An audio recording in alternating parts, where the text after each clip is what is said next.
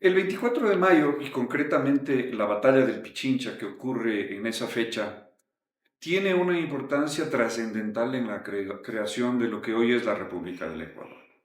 Ustedes recordarán que en esa fecha se independiza la última parte de la Real Audiencia de Quito, que estaba todavía, especialmente la parte alta, la sierra, estaba bajo el dominio español. Guayaquil se había independizado 2 años antes, en 1820. Y además, con la independencia de Quito, se culminaba la independencia del antiguo virreinato de la Nueva Granada. Por eso es que lo que hoy es el Ecuador pasa a formar parte desde el 24 de mayo de 1822 de la República de la Gran Colombia. El Ecuador como Estado no nacerá sino 8 años más tarde, en mayo de 1830. Pero desde el punto de vista de la emancipación, del coloniaje español, el 24 de mayo es una fecha trascendental, porque además a partir de ese momento se fija de alguna manera el espacio territorial ecuatoriano con los límites de la antigua Real Audiencia de Quito como departamento del sur de Colombia. Eso en cuanto a la creación física del Estado ecuatoriano. Pero además tiene una importancia trascendental desde otro punto de vista, y es el hecho de que es una batalla que integra por primera vez al Estado ecuatoriano internamente.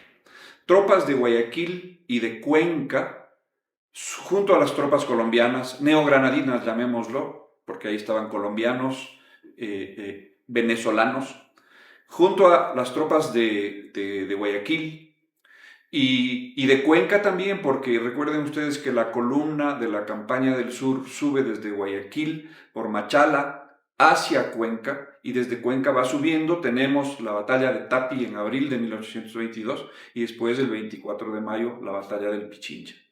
Entonces es una campaña de integración nacional.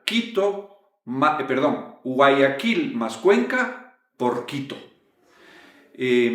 Pero no solamente eso, sino que también es una batalla por la América entera. A esas tropas se suman la División Auxiliar del norte del Perú, que estaba conformada por peruanos, argentinos, chilenos y lo que hoy serían bolivianos, chacrenses se llamaban en aquella época, el Alto Perú.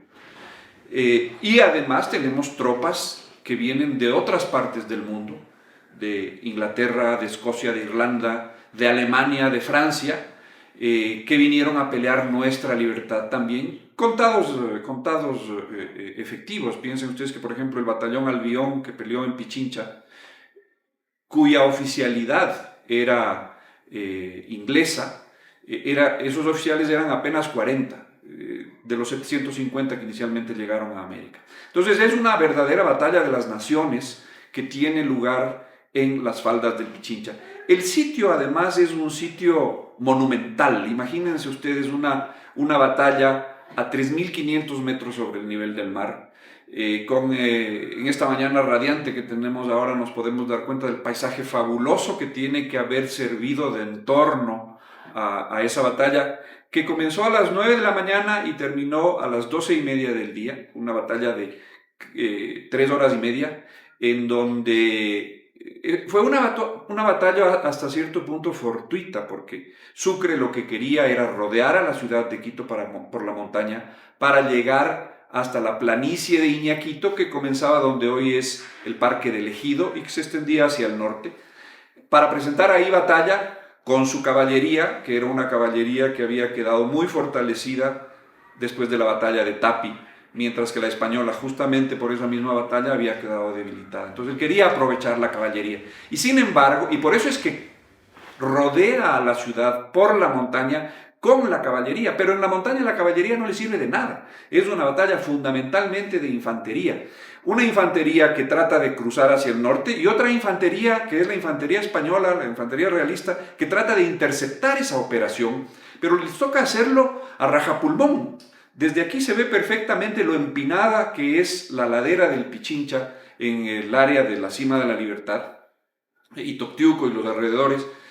Los soldados realistas tuvieron que subir esa pendiente empinadísima deben haber llegado agotados al campo de batalla. Nuestros soldados, los soldados independentistas, también venían agotados de haber transitado durante toda la noche con el interés de llegar hasta la llanura de Iñaquito. Entonces digo que es una batalla fortuita porque no estaba en los planes ni de Sucre, menos todavía de Aymerich. Tenemos el incidente curiosísimo del batallón Albión que traía el parque, es decir, las municiones, las vituallas y todo, que se queda retrasado justamente por el peso de la carga que ellos traían y posiblemente también porque se desviaron en algún momento del camino, no se dieron cuenta porque venían retrasados que el grueso de las tropas ya había transmontado las cumbres de Chaquimaylana para ir a descender sobre la ciudad, básicamente para enfrentar a los españoles que se sabía que ya estaban subiendo, y el Albión probablemente siguió de largo, y entonces comenzaron a faltar las municiones, y casi le cuesta la victoria a Sucre la falta de municiones. Afortunadamente llegaron con el tiempo, pero medido así, sincrónicamente, y lograron rehabituallarse y volver a tener la misma potencia de fuego que al inicio, y eso valió que terminaran venciendo en esa batalla. Otra cosa importantísima de la batalla del Pichincha, si bien el genio estratégico era el mariscal Antonio José de Sucre, el personaje principal sin duda para los ecuatorianos de esa batalla es Abdón Calderón. No solamente por el hecho de que muere mártir de la patria, mártir de la libertad, sino porque es un símbolo de la integración nacional.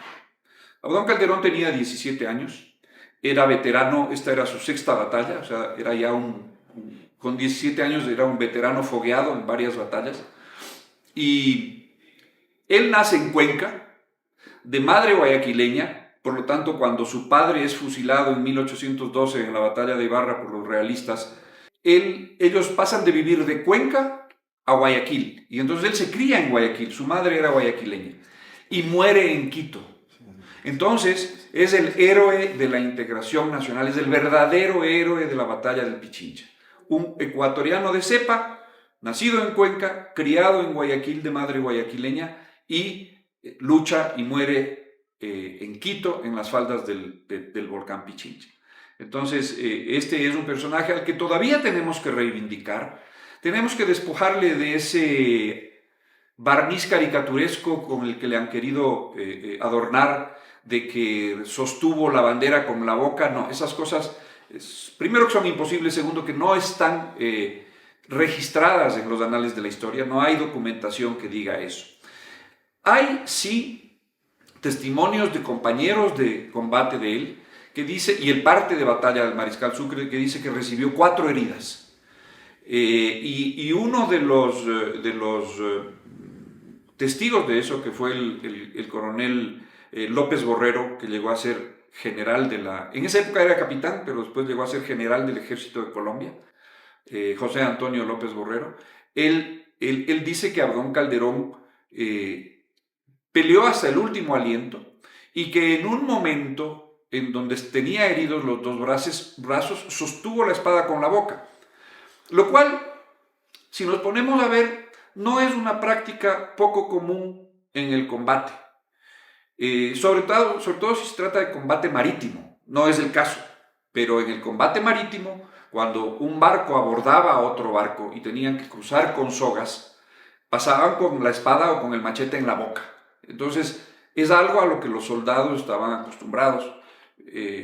No se olviden que algunos de los soldados que pelearon en Pichincha eran soldados marinos, como por ejemplo el almirante Illingworth, que era un inglés. Él era marino y sin embargo peleó en Pichincha. En esa época no había la distinción de ramas como existe ahora. Los soldados de infantería viajaban por barco y si tenían que pelear en una batalla naval, pues peleaban. De ahí nace el término de infantería de marina. ¿Qué mensaje nos deja la batalla de Pichincha? El principal mensaje de la batalla del Pichincha es el que les estoy mencionando ahora. Es la unidad de la patria el nacimiento mismo de la patria, pero su posterior unidad, no se consigue fácilmente. La lucha por la independencia es una lucha permanente. Podemos decir que actualmente el Ecuador todavía no se ha independizado por completo. ¿Qué quiere decir la independencia en los tiempos modernos? La independencia en los tiempos modernos no es una independencia política. Afortunadamente el Ecuador es independiente desde 1830, nunca ha dependido, nunca ha estado a merced de otras potencias extranjeras. Cuando han intentado sojuzgarlo, el Ecuador se ha rebelado, el Ecuador ha luchado y el Ecuador ha vencido. De lo que tenemos que despojarnos e independizarnos ahora es de la inequidad, de la pobreza, de los prejuicios. A nuestro país le falta todavía mucho en términos de equidad.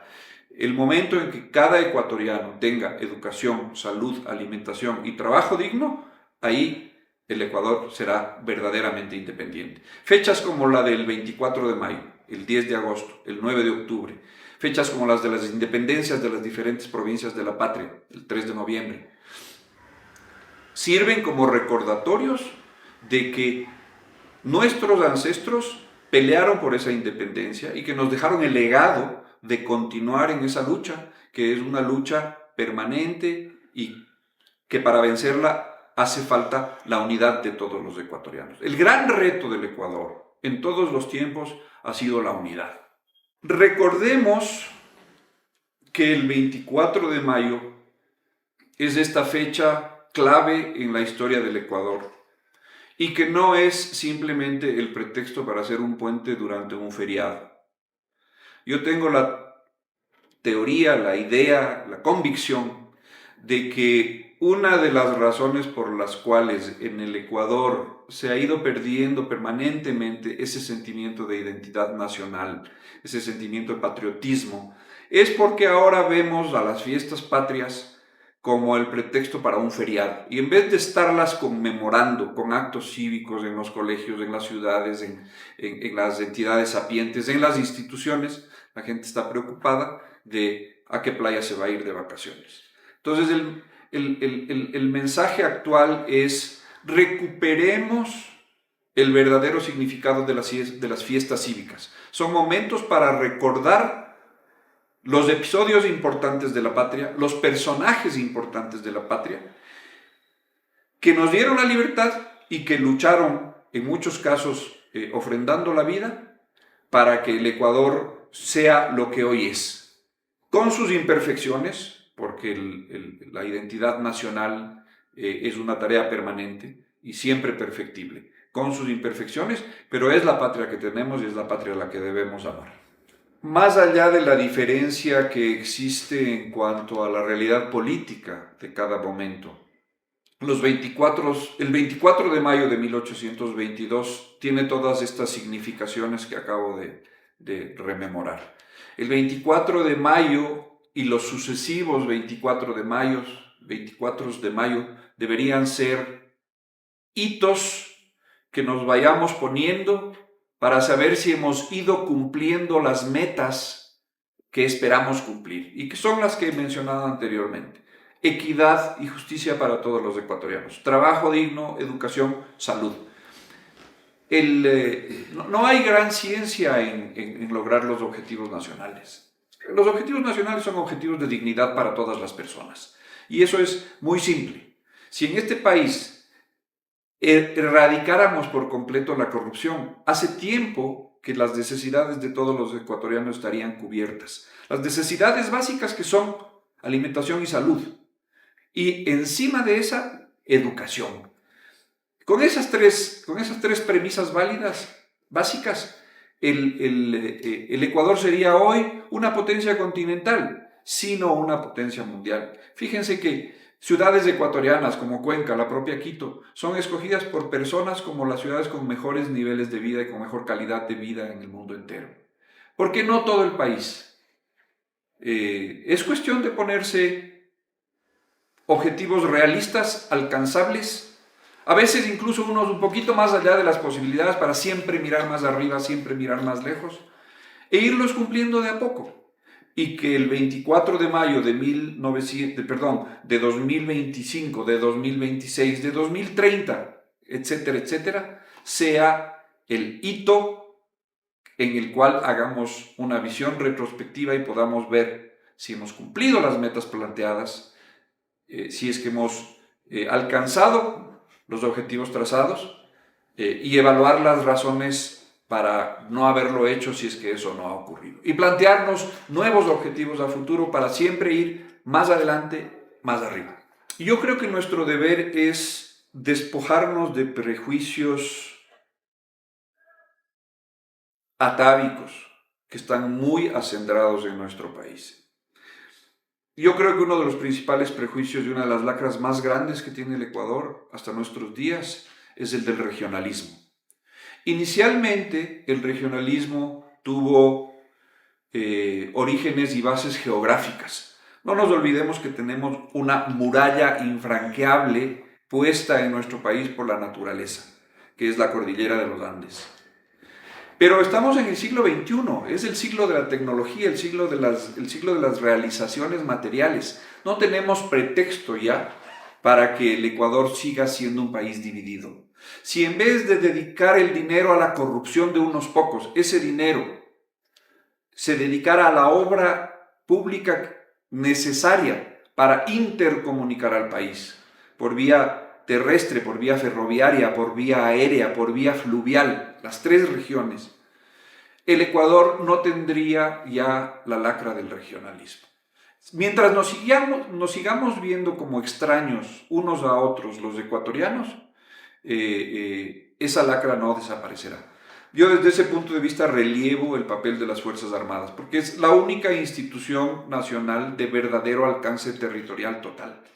En las Fuerzas Armadas probablemente esto de lo que yo les estoy hablando, el regionalismo, debe verse probablemente con mucha menos intensidad, pero la verdad es que en el resto de ámbitos de la vida nacional, especialmente en el político y también en el económico, hay este prejuicio del regionalismo, este prejuicio de la suspicacia frente a nuestro hermano de la costa, a nuestro hermano de la Amazonía, a nuestro hermano de la sierra, porque cada uno de nosotros tenemos idiosincrasias distintas propias de la región geográfica en donde nos hemos creado. Entonces, mientras más integrado esté el país, desde el punto de vista del elemento humano, pero también desde el punto de vista territorial, a través de grandes obras de infraestructura, más fácil va a ser que esta grave lacra desaparezca. Creo que ese es el gran reto del Ecuador.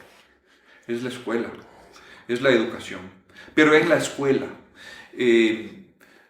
Hoy en día llegar a los jóvenes es muy fácil. Hay que crear nuevos productos simplemente, a través de las redes sociales. Entonces, productos audiovisuales, emocionantes, hechos con una mirada pensando en la juventud, es muy fácil de producir. Y entonces creo que hay que pensar en no cejar en la enseñanza desde los primeros años de la escuela, incluso la secundaria también, en la enseñanza de la historia del Ecuador. Habrá que enseñarla en una forma bastante más amena, menos memorista. Habrá que enseñarla con herramientas modernas, juegos de roles, visitas in situ, que pueden ser virtuales, ni siquiera hace falta llevarse a los niños. Hay cosas de realidad virtual y demás, que con el tiempo dejarán de ser tan caras como han venido siendo hasta ahora. Entonces hay que generar nuevos productos comunicacionales para que los niños sientan gusto en aprender la historia y apropiarse de ella, porque ese es el problema. El problema es apropiarse de nuestra historia, sentirla propia, interiorizarla, para que todas estas fechas nos resulten de alguna manera recordatorios como si fueran festejos de cumpleaños de alguien en la familia. El 24 de mayo celebramos la independencia, pero celebramos a Sucre, celebramos a Abdón Calderón, miembros de nuestra familia, de la gran familia de ecuatorianos. Entonces, el tema es educación, pero es una educación acorde con los tiempos, acorde con los gustos de las nuevas generaciones. no podrá ser como lo hacíamos antes, ¿no? Es decir, aprendernos de memoria fechas y personajes y sabernos de memoria todas las batallas de la campaña de Sucre en el Ecuador, pero no saber de verdad qué es lo que pasó. Y para eso hay que darle abordajes modernos, distintos a la enseñanza de la historia.